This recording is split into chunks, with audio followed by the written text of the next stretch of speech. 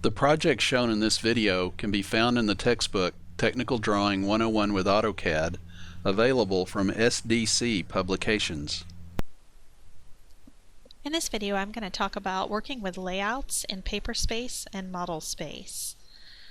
To begin with, I'd like to go over just some basic terminology and show you what we're looking at when we're talking about this terminology. So previously, in other projects that you've been working with, we've done everything in what's called model space, or this model tab down here. And when we work in model space, we put everything in model space. We put our dimensions, we put our drawing, we put our title block, we put our notes, everything that we need in our drawing, we put it in model space, and then we print straight from model space. Using layouts would be using these little tabs down here. By default, AutoCAD gives you one called Layout 1 and Layout 2. I'm going to take you to a completely blank drawing. So this is what your basic blank AutoCAD.dwt drawing looks like. So our model space is blank. This is the area. Typically it's got that kind of dark gray charcoal color in the background. And then it gives you two layouts by default. Notice you have a little plus sign. You can have multiple layouts, and it's extremely common actually to have just, 20, 30, 50 layouts. I'm going to click into this one right here. This is just called Layout 1. AutoCAD just gives you two by default. So when we talk about working with layouts, we're talking about printing from these little tabs here. Now when we're looking in a layout, what we're looking at here, it's supposed to look like a piece of paper, and it kind of does. Picture the gray area in the background over here as the desk, and this is the sheet of paper sitting on top of that desk. Now within that layout we have a few other features that I want to talk about. Do you see this dashed line going around the page? That is your print margin. So it'll change as you change your printer. It'll find out what that printer's print margins are, and you might see this print margin change from printer to printer. What's nice about having that print margin is it just lets you know that no matter what happens, you cannot allow your drawing to go past that little dashed line. If it does, anything outside of that dashed line will not print. So it's a nice visual just to let you know kind of your boundaries and where you need to keep that drawing. This guy right here is called a viewport. Now a viewport it's basically just a little window. It's a rectangle that AutoCAD gives you by default, but it has special properties. And so in future classes you might learn how to make custom viewports. You can actually make viewports out of objects like circles. You can create your own viewports, any shape that you'd like them to be, but by default AutoCAD just gives you a basic rectangle viewport. It is like a regular rectangle. You can grab these little grips and make them bigger or smaller. What's special about a viewport is it's actually looking into what you see in model space. So if you picture the viewport as a window, and right now we're in what's called paper space. You see a little word down here that says paper. It's paper or model space, and we're about to explore the two different spaces, paper space and model space. Right now I'm in what's called paper space, and so what that means is if you imagine this as a window, I'm standing inside the room and I'm looking through the window. If I were to come over here and draw something and come back, I can see it's not perfectly centered, but you can see that circle is all of a sudden showing up in there. So it's not that it's duplicating anything. All that's happening here is I'm looking through the window and I now see that there has been a circle drawn in model space. I can tell that I'm in paper space whenever I look down here and see that word. Also when I see the viewport, it's kind of a thin line, just a thin black line, and my cursor stays across here no matter where I go across the page. Now let's enter what's called model space or M space. Paper space is also called P space. It can get a little bit confusing talking about that model tab where your drawing is drawn versus model space, which is inside your layout. So a couple of ways that you can get into your model space or M space. You can click on the word paper, and now it says model, so I know I'm in model space. I know I'm there because not only does the word say model, but also my viewport got a lot bigger, didn't it? It got really thick and bold. Another thing that I see is instead of having a crosshair all the time, I've got a pointer when I'm outside of the viewport. And when I come into it, I've got a crosshair. Now that crosshair is what lets you know that you can do some drawing in here. Once I'm inside that viewport and I'm in M space or model space, it's exactly the same as being back over here. So if I wanted to draw something or pan something around, I can come back into this layout and I can pan that circle. So now I can see, I can pan this. I can draw another circle if I'd like to. So we can come in here, draw a couple of concentric circles here.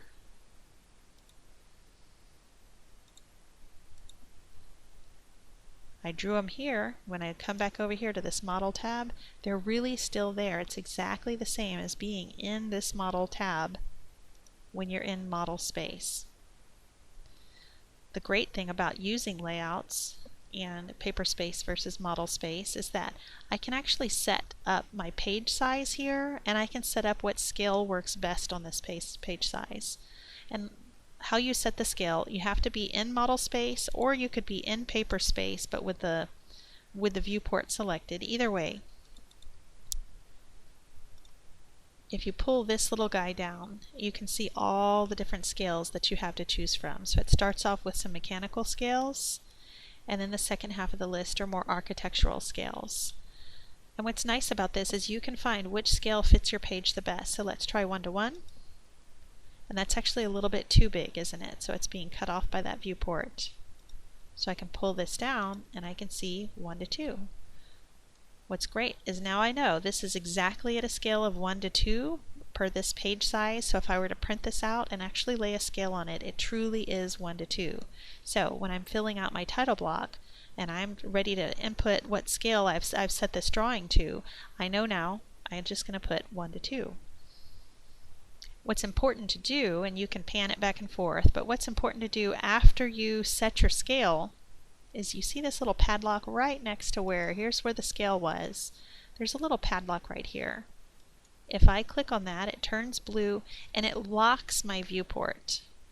It makes it so that I cannot accidentally mess up that scale. I can always unlock it if I need to change the scale, but it locks it in, because what you definitely don't want to have happen is accidentally forget to lock that, and then you bump the little wheel on your mouse and you've changed the scale without even realizing it.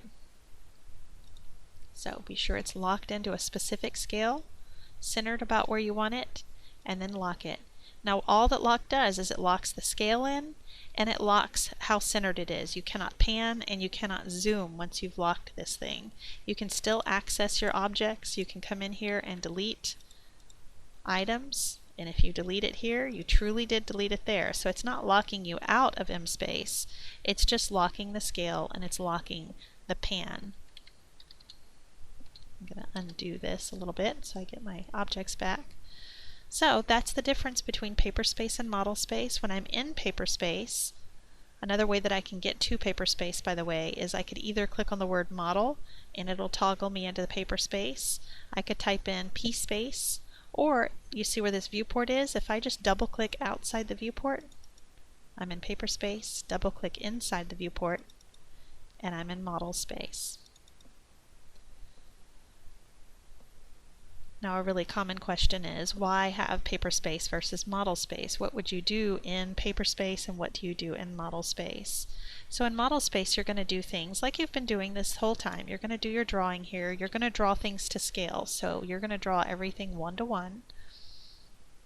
You might put your dimensions on here, whatever, you know, room names or whatever kind of notations you need. That'll all go into your model. But in paper space, you're going to put things that you don't want to have change scale.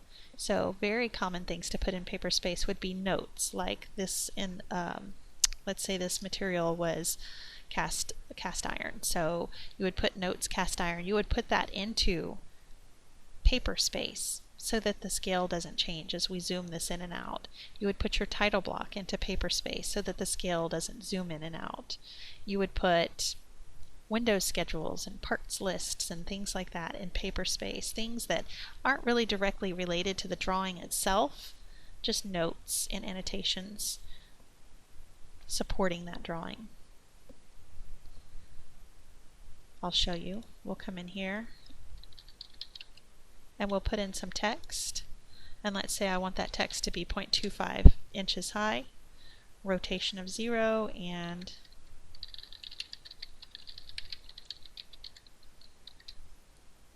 this is model space text. I come over here and I can see, good, that's model space text. I'll come in here and do that same command, 0.25 high, rotation of 0,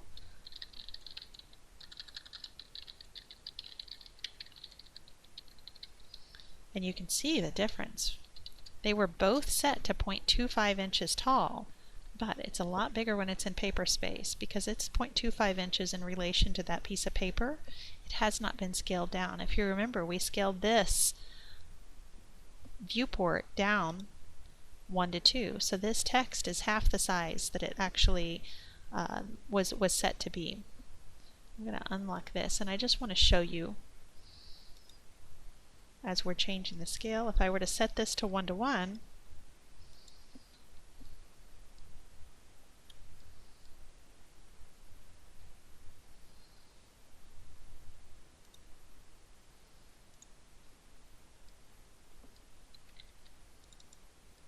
there we go. If I were to set this to 1 to 1, my text is the exact same height. It's when I start messing with the actual scale, 1 to 2, I can still read that. It's not so bad, but it's not the height that I set it to be. If I set it to 1 to 4, ooh, I can't even read that anymore. Let's imagine we had to do a drawing that was set to 1 to 10. I can still see the object, but I cannot read the text at all. So this is why it's really important that you put certain kinds of text in your paper space. Anything that you don't want to have adjust size needs to be paper space text. Let's say that you accidentally put something in paper space and you meant for it, or in model space, and you meant for it to be in paper space. There's an easy command to change that for you, and this works for drawing objects, text, annotation, anything at all. Under the modify command, there's this guy right here. It's called change space. You can find it on the modify panel of the ribbon. Also modify down towards the bottom is change space. It's a really easy command to use. You just say change space, you select this object, you press enter. Doesn't look like anything happened, but when I come back here, it's not in model space anymore. When I come back here, there we are. When I come back over here, it's actually a paper space item. I'm in paper space and I can select it. One thing to be careful about though is even though it said it was 0.25, because it was scaled down half size, when I changed space it came in at half size, so it's no longer 0.25. You could always go into properties and change that back, or before you change space set it back to 1 to 1. You just have to be careful about that. But it's a great tool to know about if you accidentally put things in the wrong space. Same goes for paper space versus, if you put something in paper space and it should be in model space. A couple of other things I wanted to show you here is this viewport itself. Like I told you, it's just a rectangle, so you can actually make this bigger. You can grab those grips. You could even stretch it off the page if you wanted to. This is what I like to do sometimes. If I just have one viewport, I like to stretch it off the page. Just gives me a little bit of extra room in here. I'm going to turn that grid off. And let's try 1 to 1. I was just going to see if that would fit, if I could get this thing to fit at 1 to 1, but I can see that print margin. Even with the bigger viewport, it still goes past that print margin. So it's nice to have the bigger viewport, to have that viewport kind of take up the whole size of the sheet of paper. That way you're not locked into that one little window, if the window is actually smaller than the page size. So it still won't work. So what I want to do is let's go in here and check out our page setup. If you right click on the word layout 1, you get a lot of different options here. We can make a copy of that layout. Let's go to the page setup manager. We're going to modify, and hopefully this looks familiar to you. This is the exact same window that you get when you're ready to plot. but this is the page setup. So when we get ready to plot, if we haven't done a page setup yet, every time we plot, we have to tell it the printer name, we have to tell it the page size, whether or not we want the plot style to be monochrome. What's great about doing it here is I can just set this up one time in my page setup, and every time I get ready to print layout 1, it automatically knows the printer and the full page setup. So in this particular case, I'll just choose a printer here.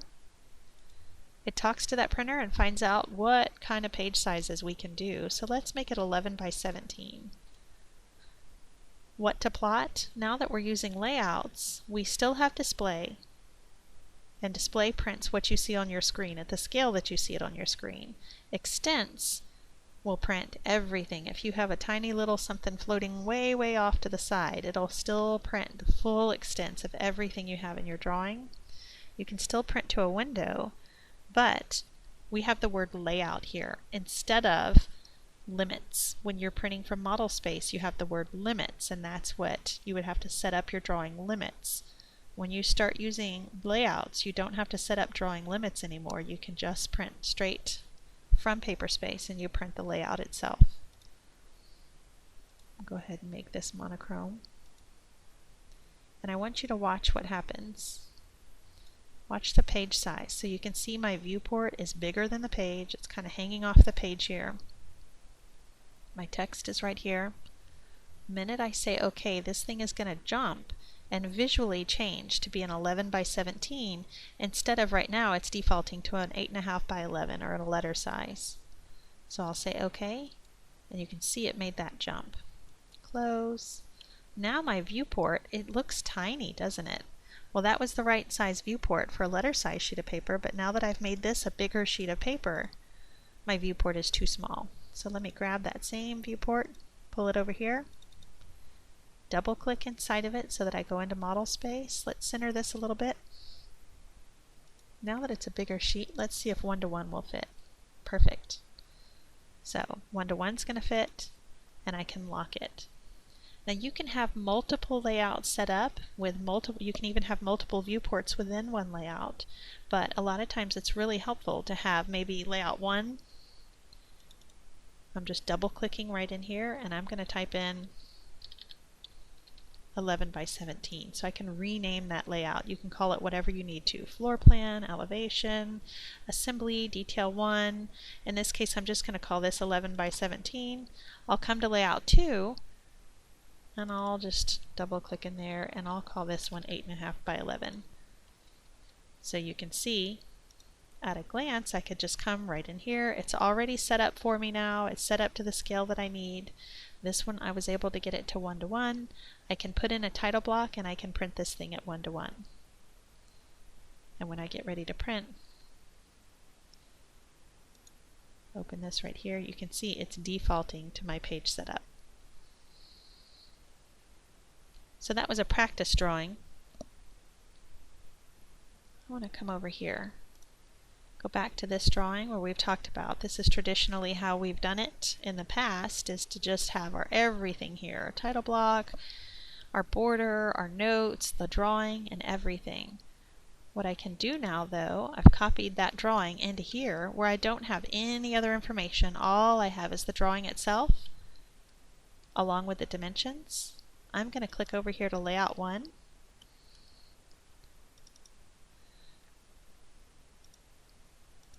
I'm going to right click and I'm going to go to Page Setup Manager.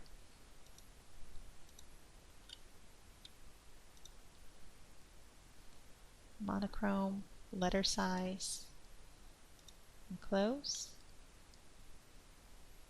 Right now I'm in model space, which is why this whole thing is getting bigger and smaller, but you can see my page size is staying still.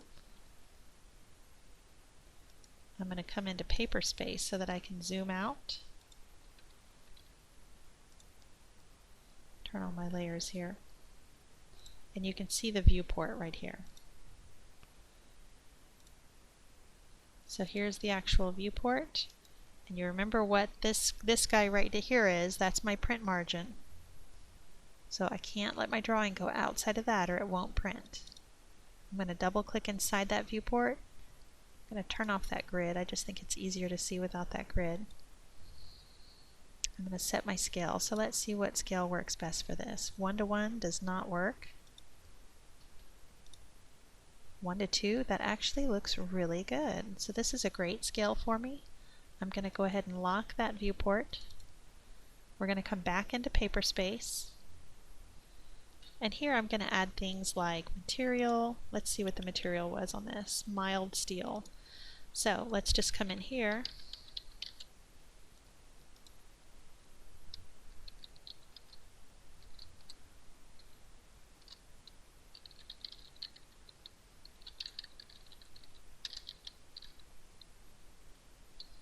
You might have other notes that you need to put in here as well. I've got this. I'm going to turn my border layer on. Draw a little border around here. Make sure to keep that border inside that dashed line. And then I have a block that I'm going to use. I'm just going to bring it in here for my title block. And so this would be drawing 1 of 1. By the way, this is what's called an annotated block, and it actually has fields in it. It's a little bit fancy for this class. But let's see, what was our scale? Was 1:2.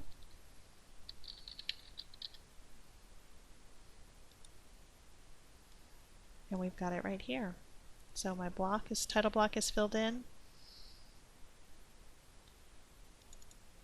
It's kind of covering it up just a little bit. That title block was bigger than I anticipated. So let's unlock that viewport and just move this up a little bit so that it's not bumping into that title block.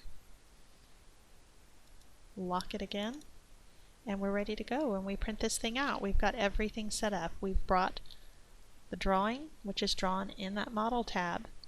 We've brought it in to paper space. We did a page setup. We put paper space objects in, like the notes, the border, the title block. We set the viewport scale and locked it. And at this point, you're ready to go. So just in summary, some of the important words that we've learned. Layout are these little tabs down here. This is called printing from layouts. We've got model space and paper space, and that relates to the viewport. Whether you're inside that viewport and the viewport's activated, you're model space. Viewport's not activated, it's paper space. We've got the print margin, which is this dashed line here.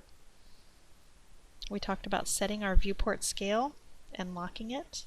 You can set the scale either by highlighting the viewport itself or double-clicking into the viewport, and you get this option here. We've done the page setup, which you get by right-clicking on each individual layout, Page Setup Manager, Modify, and this looks exactly like the print screen. And we talked about how you can change space. If you accidentally put something in either paper space or model space, it's under Modify, and it's this guy right here, Change Space.